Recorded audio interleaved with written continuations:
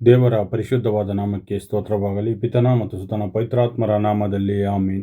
ದೇವರು ನಮ್ಮನ್ನು ಸದಾ ಆಶೀರ್ವದಿಸಿ ಕಾಪಾಡಲಿ. ಅನೇಕ ಬಾರಿ ನಮ್ಮ ಜೀವನದಲ್ಲಿ ಕೆಲವೊಮ್ಮೆ ನಮಗೆ ಏಕಾಂತದಲ್ಲಿ ಭಯವು ಉಂಟಾಗುತ್ತದೆ. ಆದರೆ ನಾವು ದೇವರು ನಮ್ಮೊಂದಿಗಿರುವಾಗ, ದೇವರ ವಾಕ್ಯ ನಮ್ಮ ಹೃದಯದಲ್ಲಿರುವಾಗ ನಾವು ಭಯಪಡುವ ಅವಶ್ಯಕತೆ ಇಲ್ಲ ಎಂಬುದಾಗಿ ದೇವರ ವಾಕ್ಯ ನಮಗೆ ಎಚ್ಚರಿಸುತ್ತದೆ. ಅದನ್ನು ನಾವು ತಿಳಿದುಕೊಳ್ಳಬೇಕು. ದೇವರು ನಾನಿರುವೆ ನಿನ್ನ ಸಂಗಡ ಎಂಬುದಾಗಿ ಆವಾಗಲೇ ನಮಗೆ ವಾಗ್ದಾನ ಮಾಡಿದ್ದಾರೆ, ದೇವರ ವಾಕ್ಯದ ಮುಖಾಂತರ ಎಂಬುದಾಗಿ ನಾವು ತಿಳಿದುಕೊಳ್ಳಬೇಕು. ನಮಗೆ ದೇವರು ಧೈರ್ಯವನ್ನು ತುಂಬಿದ್ದಾರೆ.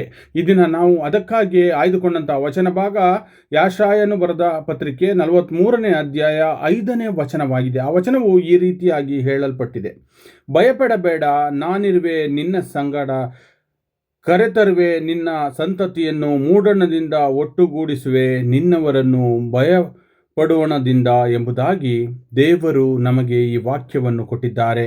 ಏಕೆಂದರೆ ನಮ್ಮ ಜೀವಿತದಲ್ಲಿ ನಾವು ಏಕಾಂತದಲ್ಲಿ ಇದ್ದಾಗಲೂ ಸಹ ನಮಗೆ ಕೆಲವೊಮ್ಮೆ ಭಯವಾಗುತ್ತದೆ, ನಮ್ಮ ಪರಿಸ್ಥಿತಿಯನ್ನು ನೆನೆಸಿಕೊಂಡು.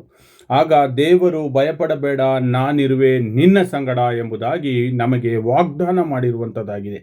ಈ ವಾಗ್ದಾನದ ವಚನವನ್ನು ನಾವು ಓದಿಕೊಂಡು ದೇವರು ನಮ್ಮಿಂದ ಭಯವನ್ನು ಹೋಗಲಾಡಿಸಿದ್ದಾರೆ ಎಂಬುದಾಗಿ ನಾವು ಈ ವಚನವನ್ನು ಸ್ವೀಕರಿಸಿಕೊಳ್ಳಬೇಕಾಗಿದೆ.